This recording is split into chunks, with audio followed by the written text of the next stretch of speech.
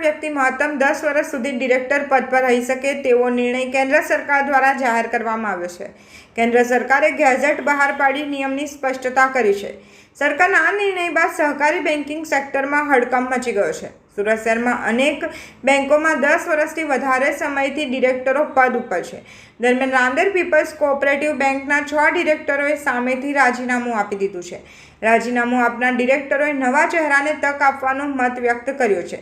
જોકે બીજી તરફ કોઓપરેટિવ બેન્કિંગ સેક્ટરમાં ચર્ચા ચાલી છે કે સુરતની અન્ય કોઓપરેટિવ બેંકોના ડિરેક્ટરો રાજીનામું આપશે કે પદ પર રહેવા માટે નવો કોઈ જુગાડ શોધી લેશે। સુરત જિલ્લામાં 21 કોઓપરેટિવ બેંકો કાર્યરત છે, જેમાં અંદાજિત 270થી વધારે ડિરેક્ટરો સેવા આપી રહ્યા છે, જેમાં 200થી વધારે ડિરેક્ટરોનો 10 વર્ષથી વધારે સમય થઈ ગયો છે। જોકે રાંદેર પીપલ્સ કોઓપરેટિવ બેંકના ડિરેક્ટરોના રાજીનામા બાદ હવે તેમના પદ પ્રત્યે મોહ છૂટશે કે કેમ તે જોવું રહ્યું। રાંદેર પીપલ્સમાં શંકર પટેલ, બકુલ પટેલ, ઠાકોર પટેલ, ઈશ્વર પટેલ, મોહમ્મદ મિચાલ, જસવંત પટેલ દ્વારા સ્વેચ્છાએ રાજીનામું આપી દેવામાં આવ્યું છે। હા કમલેશભાઈ, સહકારી ક્ષેત્ર એટલે સહકારી ખાતું જે છે એમાં શું નિર્ણય લેવામાં આવ્યો? સહકારી ક્ષેત્રે દેશના આદરણીય વડાપ્રધાન શ્રી નરેન્દ્રભાઈ મોદી સાહેબના નેતૃત્વ હેઠળ દેશ વિકસિત બને, દેશ સામર્થ બને તે માટેના ક્રાંતિકારી નિર્ણયો લેવામાં આવી રહ્યા છે।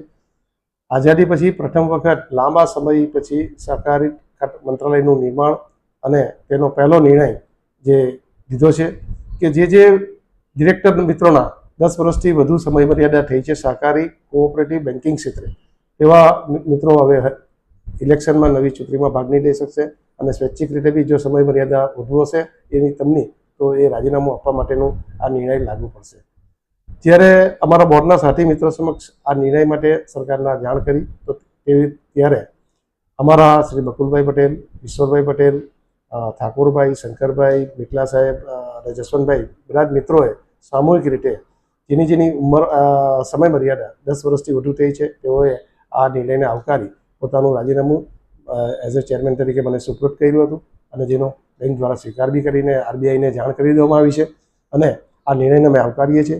સહકારી બેન્કિંગ ક્ષેત્રે આ નિર્ણય ક્રાંતિકારી નિર્ણય બનીને રહેશે, કેમ કે પરિવર્તન એ સમાજમાં હંમેશા આવકારકાર્યક હોય છે, તેનાથી સચોટ અને સારી દિશાઓ મળતી હોય છે અને સમર્થ ભારતનું નિર્માણ માટે, સહકારથી સમૃદ્ધિ માટે આ એક ક્રાંતિકારી નિર્ણય બની રહે છે।